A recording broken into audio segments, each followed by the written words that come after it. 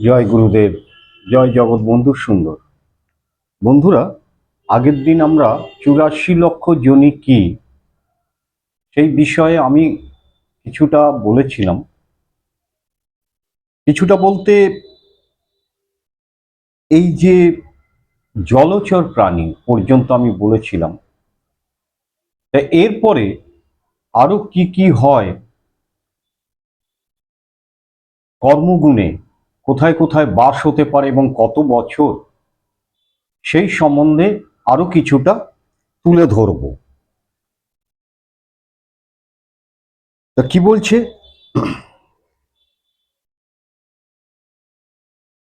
এর আগে 9 লক্ষবার জন্ম হতো জলচর প্রাণীতে। এরপরে কি বলছে, বলছে অতঃপর কৃমিজনী জনম লভ হয়, 100 লক্ষবার তাতে ভরিমার ভ্রমি বারে হয়। কত শত কৃমি আছে নানা রূপ ধরে, এত ক্ষুদ্র হয় সে দৃষ্টিরও বাইরে। ইন্দ্রিয়বিহীন দেহ স্থূলকার হয়, সুখ দুঃখ আত্মপর ভেদ নাহি রয়। অর্থাৎ কি বলছে, যে এরপরে ওই সমস্ত ধীরে ধীরে কাটানোর পরে বৃক্ষরূপ জলচর রূপ কাটাবার পরে এরপরে চলে আসে কৃমিজনিতে তাদের জন্ম হয় কর্মগুণে। নিশ্চয়ই সুকর্মতে কৃমিজনিতে জন্ম হয় না, জলচর প্রাণীতে জন্ম হয় না, বৃক্ষজনিত জন্ম হয় না। এই কর্মগুণের জন্য ভোগ করতে হয় প্রত্যেকটা জনি জনি ঘুরে ঘুরে ঘুরে ঘুরে, তবে মানবরূপীতে জন্ম হয়, তাও নিশ্চিত নয়। তো এই রকম বৃক্ষজনি জলচর প্রাণীর পরে বলছে কৃমিজনিতে আবার জন্ম লাভ হয়। এবার কৃমিজনিতে যখন জন্ম লাভ হয় কত বছর, বলছে 100 লক্ষবার, 100 লক্ষবার কৃমিজনিতে জন্ম হয়। আর কত রকমের কৃমি আছে তা আমরা বিশেষ একটা জানি না। যারা বিজ্ঞান নিয়ে পড়াশোনা করছেন বা ডাক্তার, তারা জানেন এইসব, যে একটা কৃমির কত ধরনের হতে পারে। এই কৃমি নামের প্রাণীটা এত ক্ষুদ্র হয়, কৃমি আবার এতই ক্ষুদ্র হয় যে তাদের দেখা যায় না, খালি চোখে দৃষ্টিতে পড়ে না। এদের কোনো ইন্দ্রিয় থাকে না, হাত পা এইসব কিচ্ছু নেই, গলা কিচ্ছু নেই, খালি দেহটা আছে স্থূলকার গোলাকার। সুখ দুঃখ আত্মপর ভেদ নেই এদের মধ্যে, এদের মধ্যে কোনো সুখ দুঃখ এইসব অনুভূত হয় না। যেই জন্ম হলো অমনি তার খিদে পেয়ে যায়, জন্ম থেকেই সে ভুকার্ত, তাই তো। পরিমাপ্ত বিষ্ঠা গর্ভে ডুবে আর ভাসে। জন্ম হই, জন্মটাই হচ্ছে বিষ্ঠা, অর্থাৎ গুয়ের মধ্যে, নোংরার মধ্যে, মলমূত্র, এইখানে এদের জন্ম। আর জন্ম হই এরা ওই সব খাদ্যগুলো খায়। আর দেখবে কখনো কখনো এরা কখনো ভাসে আবার কখনো ডোবে, ভাসে আর ডোবে, এক জায়গায় থাকে না, ভেসে থাকে না, আর ডুবেও থাকে না, ভাসে আর ডোবে, ভাসে আর ডোবে।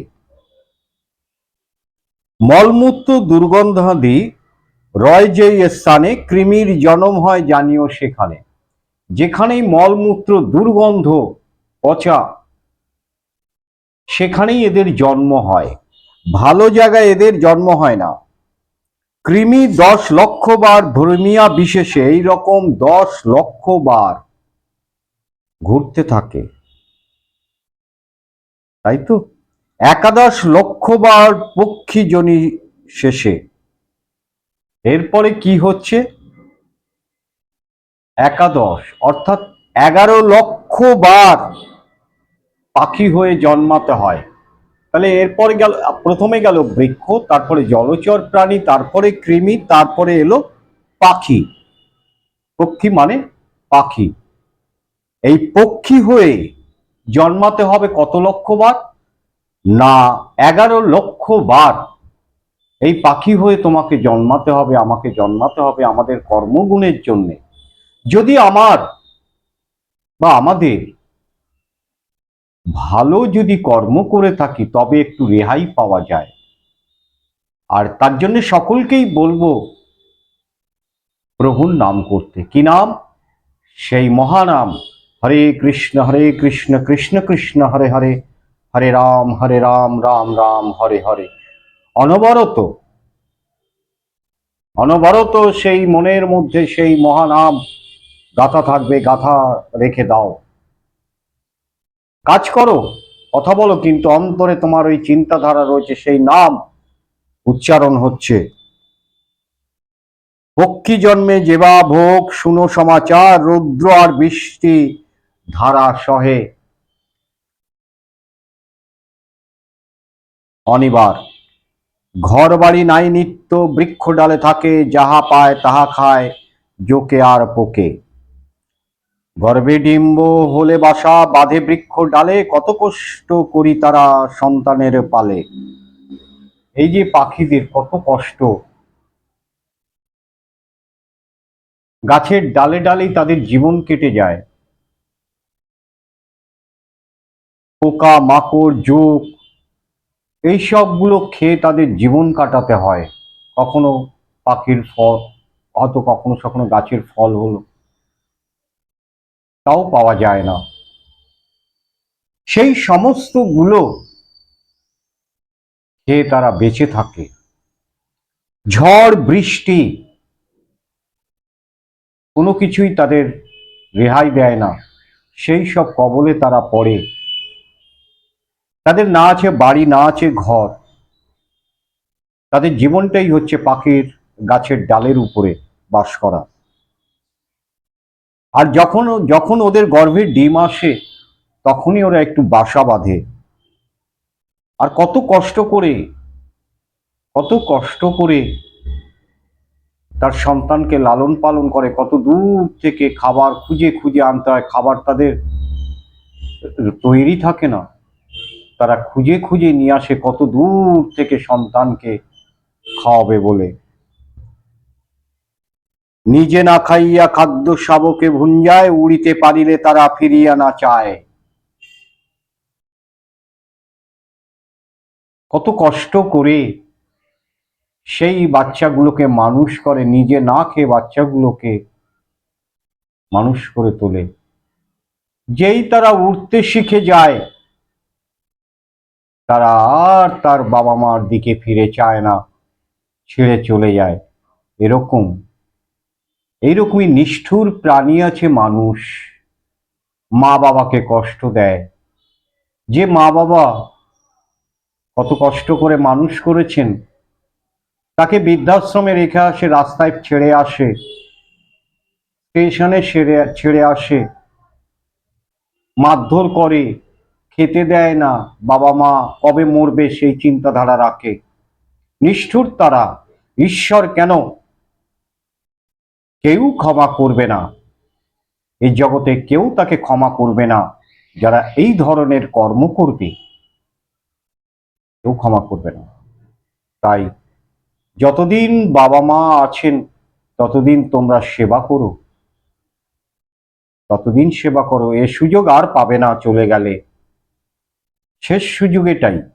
প্রত্যেকের জীবনেই এটা শেষ সুযোগ। যত্ন করো, মানুষ করে। দৈবে যদি জন্ম হয় কাক শকুনেতে, দীর্ঘকাল বাঁচি থাকে এই পৃথিবীতে।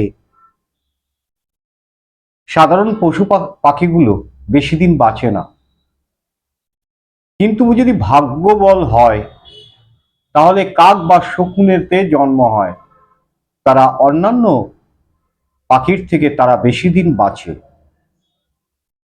একাদশ লক্ষবার বহু যুগ ভ্রমি, কত কষ্ট পায় পশুকুলেতে জন্মি। এইভাবে বেঁচে থাকে। এরপরে গেল পাখির জন্ম গেল, এরপরে আবার আসছে পশুকুলে। কি বলছে? একাদশ লক্ষবার বহু যুগে ভ্রমি, কত কষ্ট পায় পশুকুলেতে জন্মে। 20 লক্ষবার জন্ম পশুর জনিতে। এরপরে 20 লক্ষবার অর্থাৎ 20 লক্ষবার পশুর জনিতে জন্ম হয়। নানা পশু নানা কষ্ট পায় অবনীতে। কোন পশুর বনবাসী প্রাণী হিংসা করে। কি বলছে? পশু হয়ে জন্মানো যে কি কষ্ট তা তোমরা ভালো করেই জানো। বিভিন্ন রকম পশুতে জন্ম হয় তাদের। এই পৃথিবীতে পশু হয়ে জন্মেছে যারা, কি কষ্ট তা তোমাদের বোঝাতে হবে না।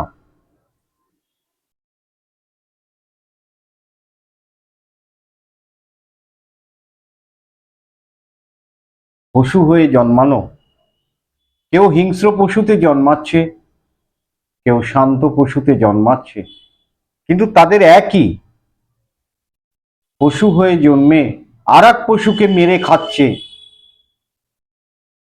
আবার কোনো কোনো পশুকে মানুষই তাদের ভক্ষণ করছে।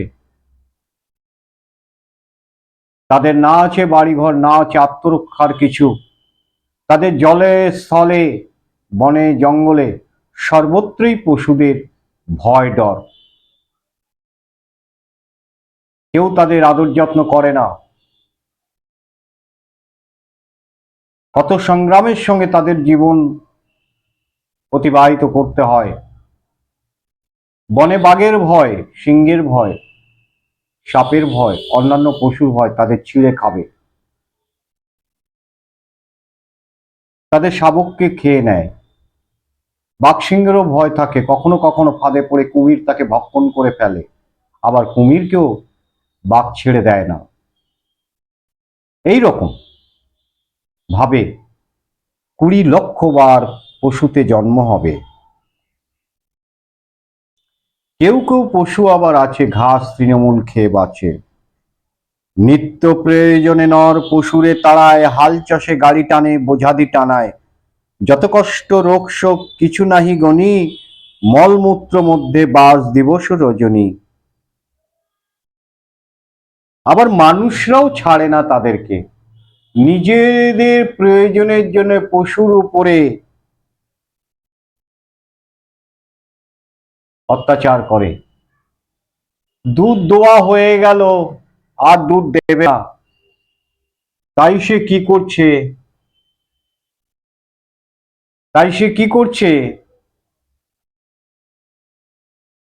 কোনো কসাইয়ের কাছে বেচে দেয়। যতই রোগ শোক হোক সবাই তাকে চিকিৎসা করায় না, তাকে ছেড়ে দেয়, নালে মেরে দেয়, কসাইয়ের কাছে বিক্রি করে দেয়। এরকম পশু পাখিদের প্রতি মানুষও এরকম করে। তারা যেখানে থাকে মলমূত্রের মাঝখানেই বেঁধে রাখে, তাদের ঘরদোর পরিষ্কার করেন, ওর মধ্যেই বাস করতে হয়। হস্তিকুলে জন্ম যদি শতেক বৎসর, বহু কষ্টে পশুজনী ভ্রমে নিরন্তর। আবার পশুদের মধ্যে হস্তিকুলেই জন্ম হবে 100 বছরেরও উপরে।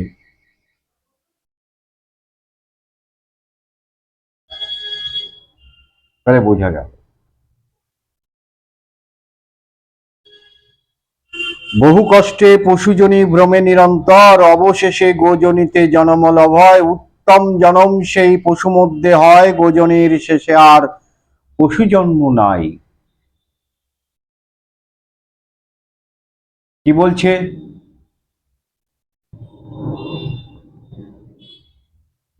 সমস্ত পশু পাখি বৃক্ষ জন্মাবার পরে গোজনিতে জন্ম হয়। এই গোজনি হচ্ছে সর্বশেষ জন্ম পশুদের মধ্যে।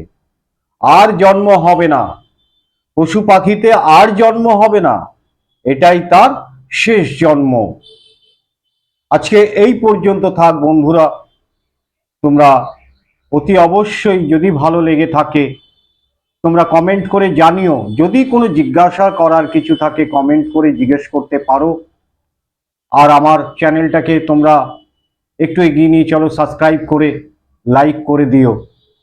যদি তোমাদের এই অমূল্য কথাগুলো যদি ভালো লেগে থাকে, সমস্ত ভক্তবৃন্দকে আমার প্রণাম, যারা শুনছেন তাদেরকেও আমার প্রণাম। জয় জগৎ বন্ধু।